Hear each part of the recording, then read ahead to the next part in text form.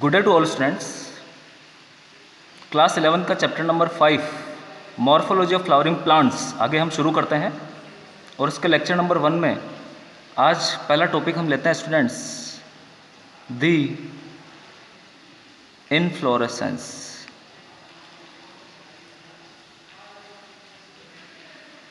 जो हमारा पहला टॉपिक हो जाएगा वो हो जाएगा दी इनफ्लोरेसेंस, जिसे हम हिंदी में पुष्प क्रम कहते हैं स्टूडेंट्स, द इनफ्लोरेसेंस।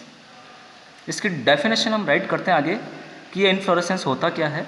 तो आप लिखेंगे स्टूडेंट्स कि इनफ्लोरेसेंस जो है वो अरेंजमेंट है फ्लावर्स का, दी अरेंजमेंट ऑफ फ्लावर्स,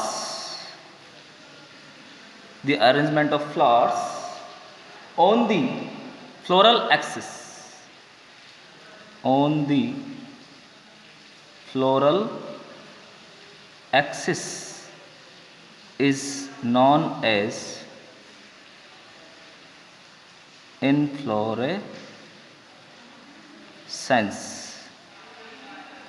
तो स्टूडेंट्स फ्लावर्स का फ्लोरल एक्सिस के ऊपर जो अरेंजमेंट है या उनकी जो व्यवस्था है फ्लोरल एक्सिस के ऊपर, उसी को हम इनफ्लोरेसेंस कहेंगे। या दूसरे शब्दों में हम इसकी डिफाइन इस तरह के भी लिख सकते हैं, इस तरीके से भी हम इसकी डिफाइन लिख सकते हैं कि modified part of shoot, it is defined as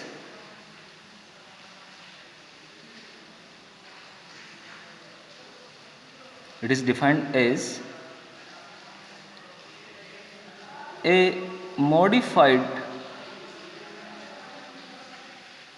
part of shoot, shoot का एक मॉडिफाइड पार्ट या तने का एक modified part, it is defined as a modified part of shoot where flowers are found। तो शूट का जो मॉडिफाइड पार्ट है स्टूडेंट, जहाँ पर फ्लावर्स बनते हैं, उसे ही हम इनफ्लोरेसेंस कहेंगे। अब स्टूडेंट्स इनफ्लोरेसेंस के हम टाइप्स की बात करते हैं। तो जो टाइप्स है वो किस प्रकार से यहाँ पर दिए जाएंगे उसकी हम बात करते हैं। तो डिपेंडिंग ऑन, आप राइट करेंगे, depending on whether the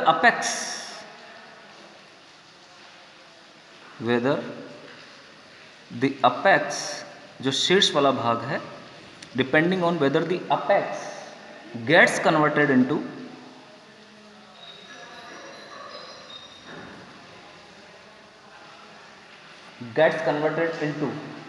A flower और continues to grow, a flower और continuous to grow।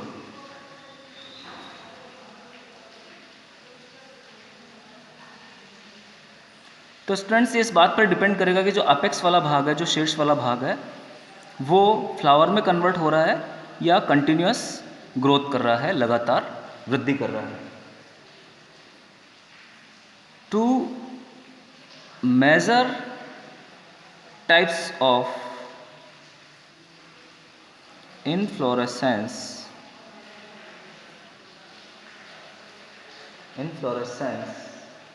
are defined। इसके बेसिस पर हम दो मेजर प्रकार के इन्फ्लोरेसेंस को डिफाइन कर सकते हैं। मैं वापस बता रहा हूँ कि ये इस बात पर डिपेंड करेगा जो अपेक्स रीजन है, शीर्ष वाला भाग है, जो तने का शीर्ष हो सकता है, वो लगातार वृद्धि कर रहा है या उस पर फ्लावर का फॉर्मेशन हो रहा है। अगर फ्लावर बन जाएगा तो अपेक्स रीजन जो है वो ज़्यादा आगे वृद्धि नहीं कर पाएगा। तो इसके बेसिस पर दो प्रकार के इन्फ्लोरेसेंस डिफाइन किए जाएंगे। सबसे पहला आपका हो जाएगा रेसिमोस इन्फ्लोरेसेंस और दूसरा हो जाएगा आपका साइमोस इन्फ्लोरेसेंस। तो स्टूडेंट सबसे पहला इन्फ्लोरेसेंस हम लेते हैं हमारे पास सबसे पहला इन्फ्लोरेसेंस आ जाएगा रेसिमोस, और इसकी डिफाइन हम आगे राइट करते हैं कि इसकी डिफाइन क्या हो जाएगी। तो आप देखिए इसकी डिफाइन हम लिखते हैं, in racemose type of inflorescence या in this type of inflorescence, in this type of inflorescence,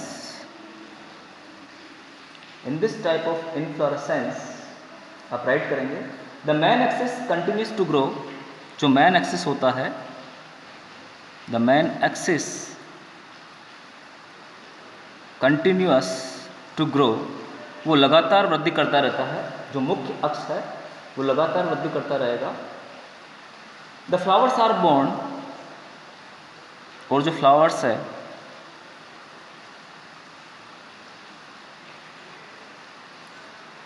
the flowers are born in दी,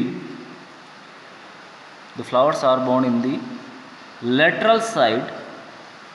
जो फ्लावर बनेंगे वो पार्श्व भाग में बनेंगे, in an acropetal succession, acropetal succession. अब स्टूडेंट से एक्रोपिटल सक्सेशन क्या होता है उसकी भी हम आगे बात करने वाले हैं।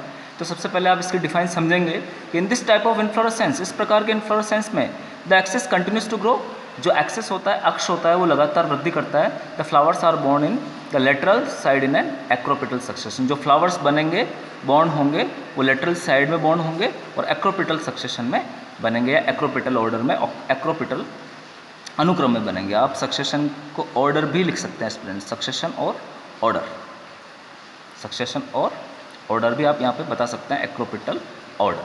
अब ये एक्रोपिटल ऑर्डर क्या होता है स्टूडेंट्स, इसकी हम बात करें तो एक्रोपिटल ऑर्डर से हमारा मतलब हो जाएगा, acropetal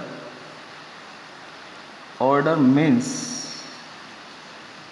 arrangement of flowers, arrangement of flowers in which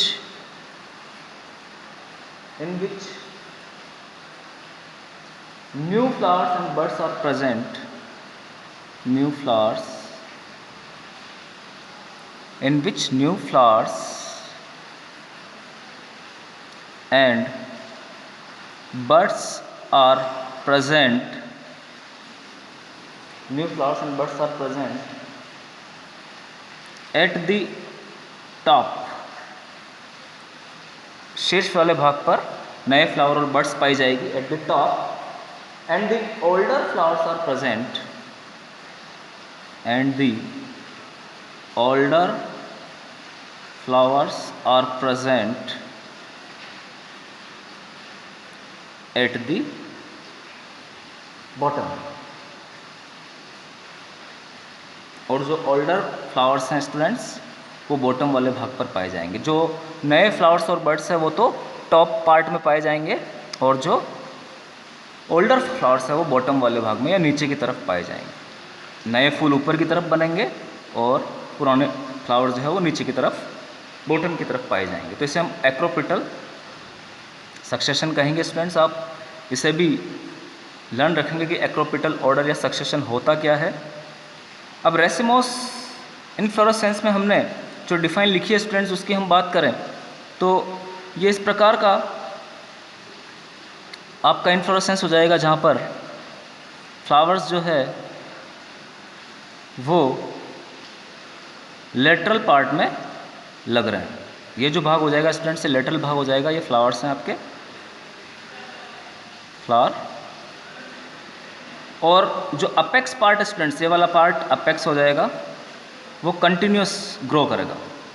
तो हमने ये लिखा है एक्सिस जो है या अपेक्स जो है, अपेक्स को आप एक्सिस भी बोल सकते हैं, ये कंटिन्यू ग्रो करेगा। इस प्रकार के सक्सेशन में ये कंटिन्यूस ग्रो करेगा और जो फ्लावर्स है वो लेटरल भाग में पाए जाएंगे। इसे हम रेसिमोस इन्फ्लोरेसेंस कहेंगे स्टूडेंट्स। आप समझेंगे। वापस मैं बता रहा हूँ, रेसिमोस प्रकार के इन्फ्लोरेसेंस में जो फ्लावर्स है वो लेटरल भाग की तरफ बनेंगे, और जो अपेक्स जो है, शूट अपेक्स जिसे हम बोल सकते हैं, तना शीर्ष या एक्सिस भी हम बोल सकते हैं, जो फ्लोरल एक्सिस है वो कंटिन्यूसली ग्रो करेगा, उसकी ग्रोथ नहीं रुकेगी। इस प्रकार के इन्फ्लोरेसेंस को हम रेसिमोस इन्फ्लोरेसेंस कहेंगे। जो फ्लावर्स है वो एक्रोपेटल ऑर्डर में पाए जाएंगे। जो बॉटम की तरफ फ्लावर्स होंगे, ये जो फ्लावर है स्टूडेंट्स, ये सबसे ओल्ड फ्लावर होगा,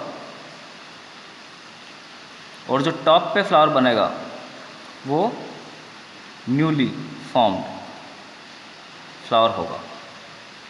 तो इस प्रकार से ये जो ऑर्डर है एक्रोपेटल ऑर्डर कहा जाएगा। जैसा कि हमने लिखा है कि जो न्यू फ्लावर्स है, बड्स है, वो टॉप पर पाए जाएंगे, और जो ओल्ड फ्लावर्स है वो बॉटम की तरफ पाए जाएंगे।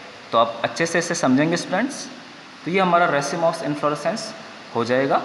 आगे हम लेते हैं हमारा दूसरा जो टाइप है स्टूडेंट्स, उसकी हम बात करते हैं।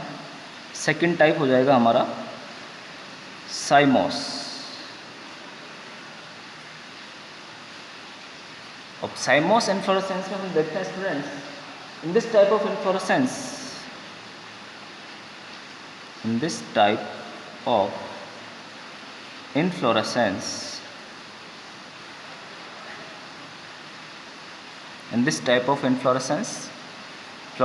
inflorescence किस प्रकार में, the main axis terminates in a flower, the main axis जो हमने वहाँ पे बनाया है, main axis terminates, जो main axis है वो ख़त्म हो जाएगा, टर्मिनेट हो जाएगा इन ए फ्लावर, वहाँ पर फ्लावर बन जाएगा। Hence is limited in growth, और इस प्रकार से इसकी जो ग्रोथ होगी हैंस लिमिटेड होगी, लिमिटेड इन ग्रोथ, उसकी जो ग्रोथ है वो लिमिटेड हो जाएगी। एंड जो फ्लावर है, the flowers are born in a basipetal order, the flowers are born in a basipital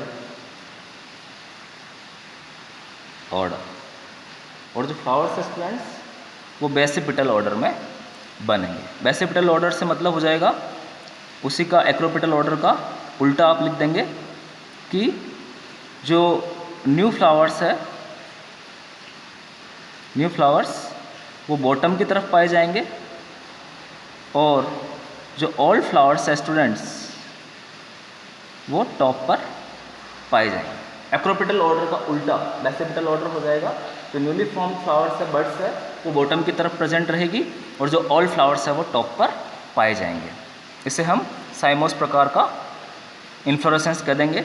और इसके डायग्राम की यदि हम बात करें स्टूडेंट्स, तो आप देखिए साइमोस प्रकार का जो इन्फ्लोरेसेंस है वो इस प्रकार से बनाया जाएगा।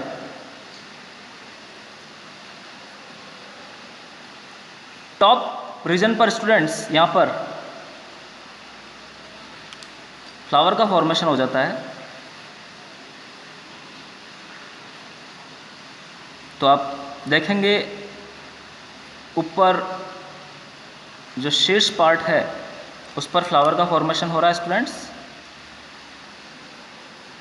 तो जो ग्रोथ है वो टर्मिनेट हो जाएगी, रुक जाएगी। ये आपका हो जाएगा साइमोस इन्फ्लोरेसेंस।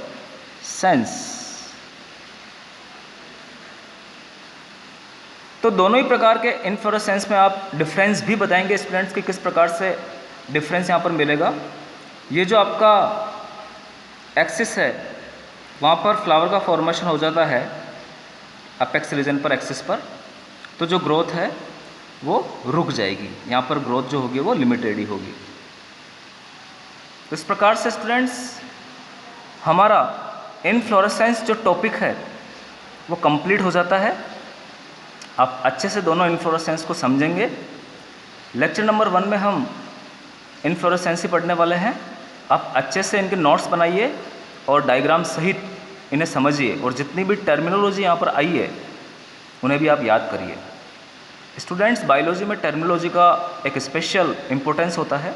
जितनी भी टर्मिनोलॉजी मैं यहाँ पर बता रहा हूँ, आप उन्हें बहुत ही अच्छे ढंग से याद करेंगे। Thank you very much.